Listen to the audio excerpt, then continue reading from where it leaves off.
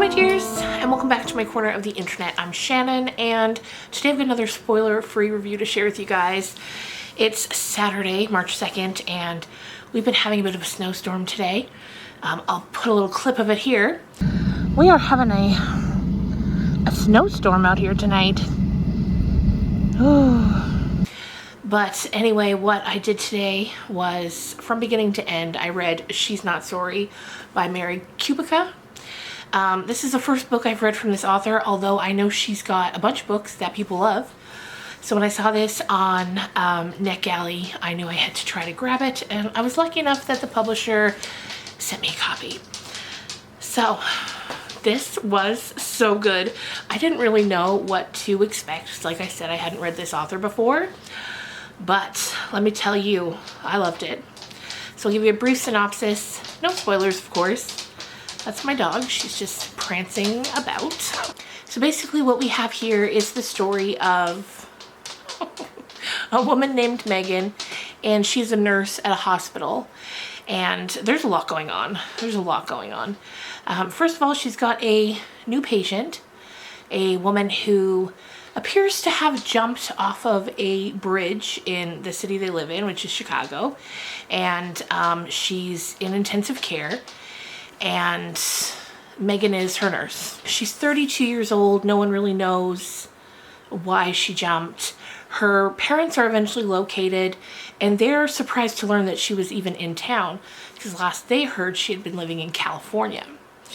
So as time goes on and Megan is dealing with this girl who we now know his name is Caitlin, they start to suspect that maybe she didn't jump, maybe she was pushed. Then aside from that, there's just a lot going on in Megan's life. Aside from that, she's also recently run into an old friend from high school that she literally hasn't seen since high school. And she runs into her outside of a support group for divorced people. And Megan's kind of like, come on in, I know it's scary at first, but you come in with me, I'm recently divorced. And, you know, I'll introduce you around and we can get through this together, because she knows how difficult it is. Aside from that, Megan's got a teenage daughter, and she's extremely nervous because for the past while, maybe a few months, maybe longer than that, there's been a man sort of on the loose who's been following women in their neighborhood and attacking them. So like assaulting them in their homes. And so now on top of everything, Megan's very concerned because her and her 16-year-old daughter, Sienna, they live together alone in an apartment. And she's concerned for her safety and especially for her daughters. So that's kind of everything that's going on. Now it starts off as a bit of a slow burn. I was like, okay, you know, enjoying it. And the writing's really good. Loved it. And so I'm just kind of, like I said, enjoying the story, bit of a slow burn, and then all of a sudden, about more than halfway through, I'd say even almost 2/3 of the way through, it all starts happening. The first twist that we get was so shocking to me that I gasped out loud. It's been a long time since like a thriller has made me gasp out loud like this, and I was shook. And then from there it's like twist, twist, twist.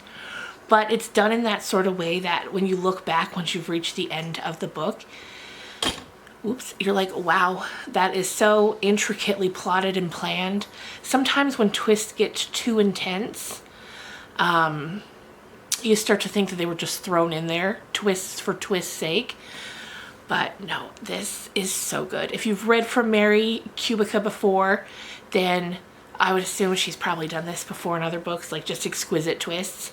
So if you've read her and you love her, mark your calendars for this one. It comes out, I believe, April 2nd, yes. Exactly 1 month from today. So mark those calendars. You're going to want to read it.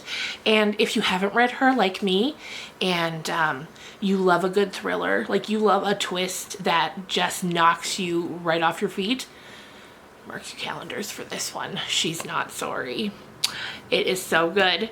And I'll definitely be keeping an eye out for more from her in the future, and going back and reading some of her older ones. So good. And that's really all I can say without saying too much, because you're going to want to experience this for yourself for sure. And if you're here in the future after the book has come out, let me know what you thought of it down below, because I don't know, it just got me. The whole time I was reading it, I was nervous. I didn't know what was going on, but I was nervous. So next up is going to be a book talk video. I'm either going to do one for Once There Were Wolves, or a book I recently picked up called, I think it's called That Time I Got Drunk and Yeeted a Love Potion at a Werewolf.